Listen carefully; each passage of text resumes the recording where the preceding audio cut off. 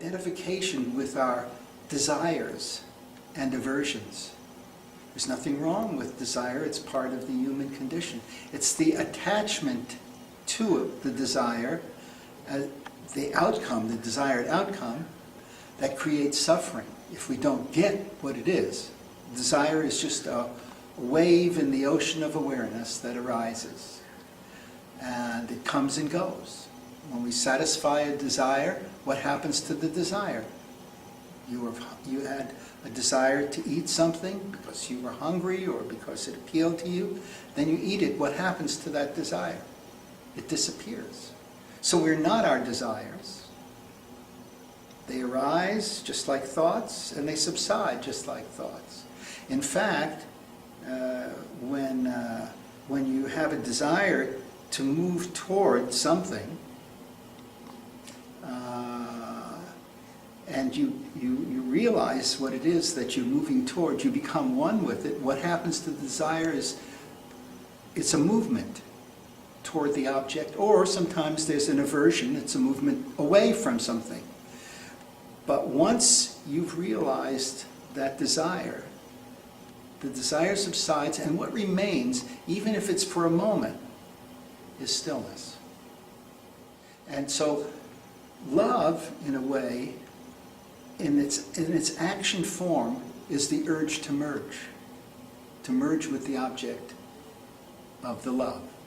And when that love merges with the object of that love, it too subsides into stillness.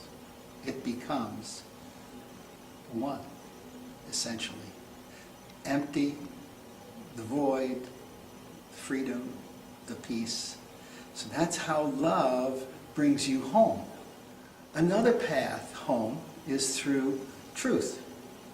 So knowing seeks truth in the same way that love seeks unity. And when knowing arrives at the truth, then all seeking truth ceases. And what remains is the stillness. That stillness is the same stillness that love arrived at. That stillness, that emptiness, that freedom. And that's why Jesus said, the truth will set you free. So, for example, even if you knew that in 5 minutes you would die, if you truly accepted that in 5 minutes you would die, what you would experience by finally not resisting it, that's the problem of the human condition, is there's tremendous resistance to what is. Remember we said that total unconditional acceptance is unconditioned love. So if you no longer resist the truth either, the truth of what is, what you experience is that freedom. So if you've been with someone in hospice or who's dying and finally accepts, I'm leaving, there's an incredible peace and an expansion and an openness, a sacredness in those moments of total acceptance. And what everyone feels in those moments with such a being is love, is even joy.